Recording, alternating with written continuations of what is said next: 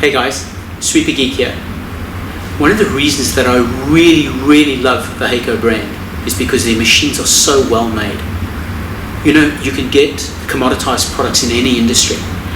You can get watches that cost $1. You can get machines that cost 1/10 of the price of a Hako machine. You can get phones that cost $10. But when a company takes the time to not just make or produce a widget, but actually commission a real piece of engineering, it just excites me. I love it because people cared about building the product, and people that work there also can only but care about the products that they make. And so I thought I'd have a bit of fun and put the Citymaster 600, which is our baby, but she's a real strong baby, against a couple of my favorite brands.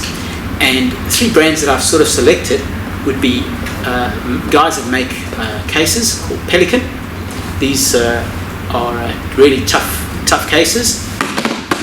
I've got Olight, and I'm going to be looking at the MX Striker, and also G-Shock, which is another favorite of my brands. So we're going to put them to the test and put these toughest of the tough in their industry against the toughest of the tough in our industry, which is the Hako Citymaster range, represented here by the Hako Citymaster 600. The second product that we're going to be putting up against the Citymaster 600 is the tough watch brand Casio G-Shocks. These are the toughest watches in the world. They are waterproof down to at least 10, 20, 30 atmospheres. They are shockproof. They can be dropped from a height of 10 meters onto concrete with no ill effects, and they can be frozen, boiled. They really are extremely tough. So we'll see how they fare against the Citymaster 600.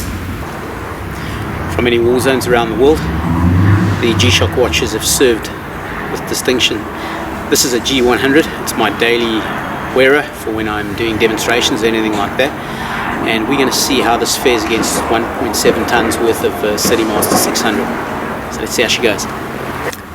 I've just put the G-Shock on the ground on a towel just to stop it from getting scratched up, but I've put it pretty close to the wheel so that I can make sure that I go over it with both wheels. Let's see how we go.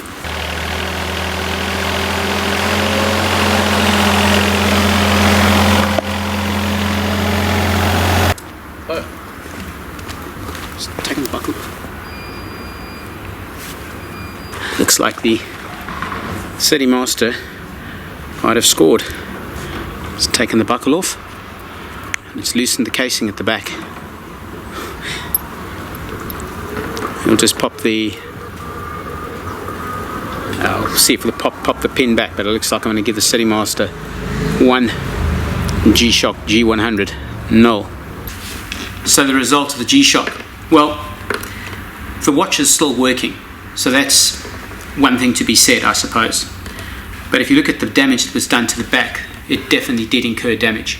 You've got a seal here, the O-ring seal, which is hanging out the back because this whole back shifted out of position.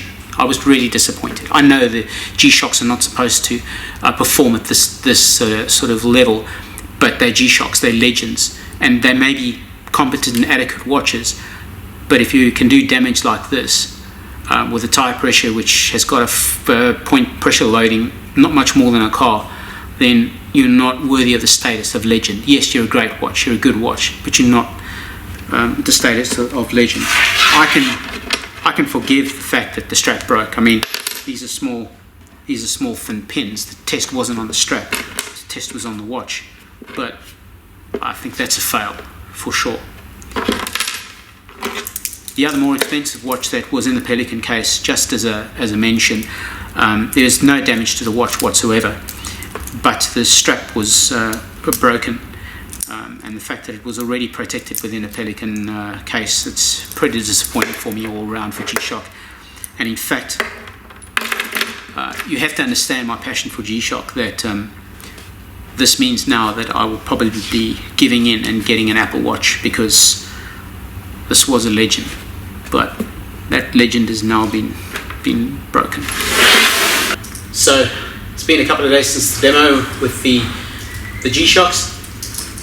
The more expensive G-Shock was in a protective case, so can't really say It was a great full-on test of it. Yeah, the strap broke, but the watch itself was fine. So I'm going to leave that out of the equation. I was really disappointed with the performance of this of my other G-Shock, my daily wearer. I really thought that it wouldn't be a problem for that at all. Yes, the pin broke on the strap, that's fine, but for that seal to move and for the back to be damaged like you just saw, that's a fail. So G-Shock, sorry. Citymaster 600 is a great machine, and you may be tough. The Citymaster 600 is tougher. That is 1-0, man.